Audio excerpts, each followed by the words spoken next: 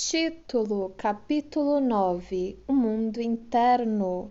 Não temos maneira de transmitir o conhecimento de um conjunto complicado de acontecimentos simultâneos, a não ser descrevendo-os sucessivamente. E assim acontece que todas as nossas descrições são falhas, em princípio devido à simplificação unilateral, e tem de esperar até que possam ser suplementadas, elaboradas e corrigidas a representação de um ego que medeia entre o id e o mundo externo, que assume as exigências instintivas daquele a fim de conduzi-las à satisfação que deriva percepções do último e utiliza-as como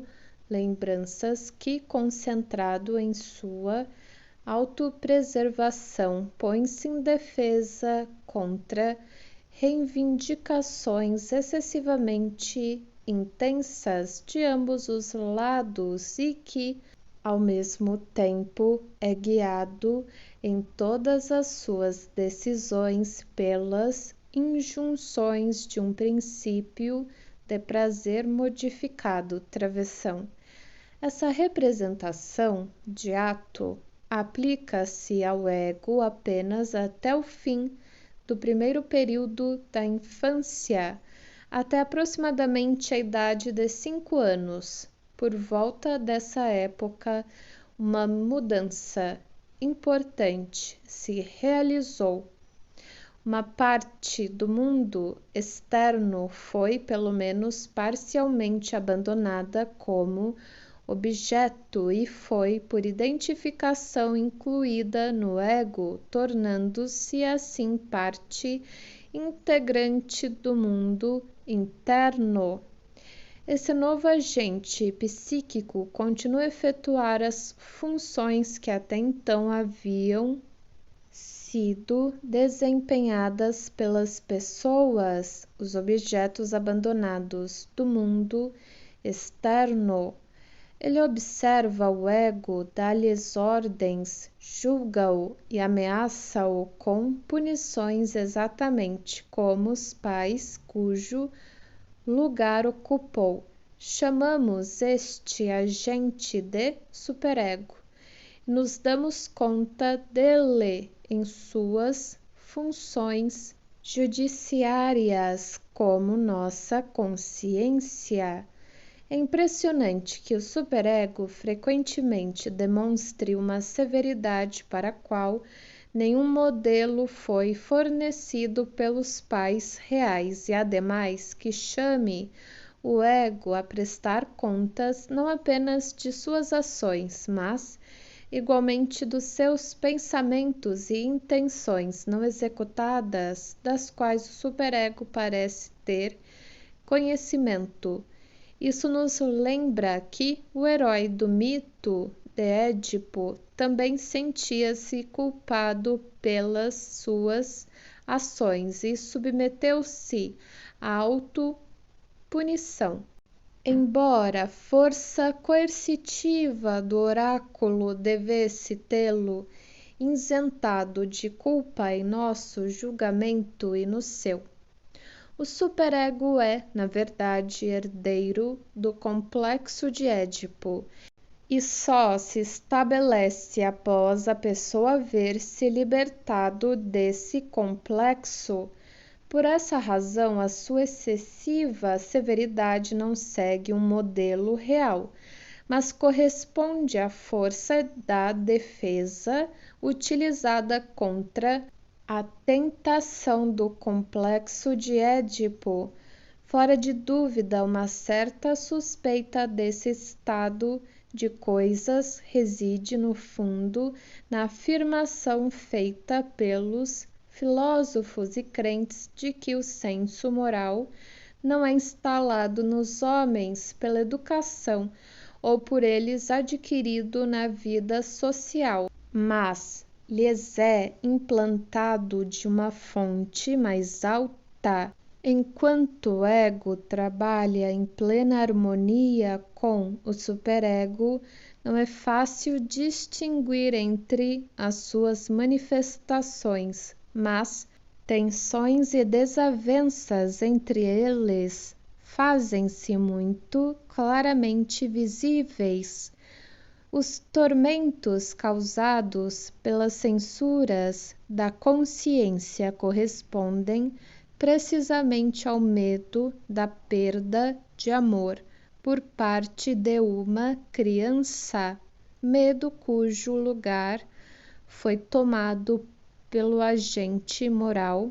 Por outro lado, se o ego resistiu com êxito à tentação de fazer algo que, para o superego, seria censurável, ele sente-se elevado em sua autoestima e fortalecido em seu orgulho, como se houvesse feito alguma preciosa aquisição.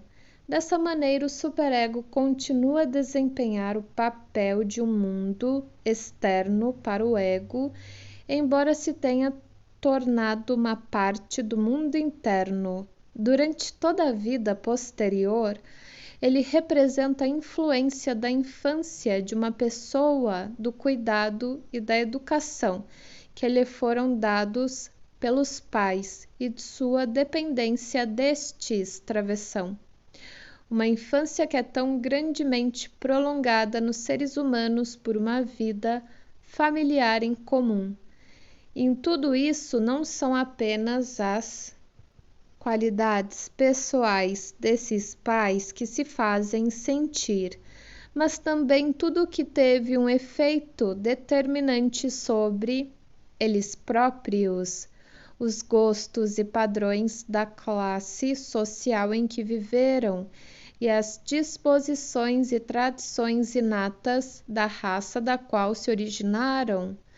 Aqueles que têm gosto por generalizações e distinções nítidas podem dizer que o mundo externo no qual o indivíduo se descobre exposto após desligar-se dos pais representa o poder do presente, que o id, com suas tendências herdadas, representa o passado orgânico, e que o superego venha juntar-se a eles posteriormente representa mais do que qualquer outra coisa o passado cultural que uma criança tem, por assim dizer, de repetir como pós-experiência durante os poucos anos do início de sua vida.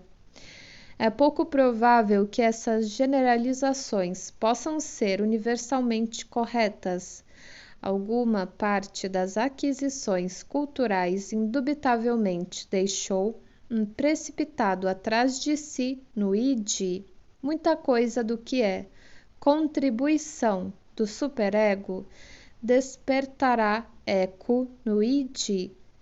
Não poucas das novas experiências da criança serão intensificadas por serem repetições de alguma primeva vivência filogenética.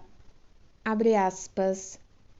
Was du erbit von deinen Warten hast, erbit es unesu beziesen. Fecha aspas.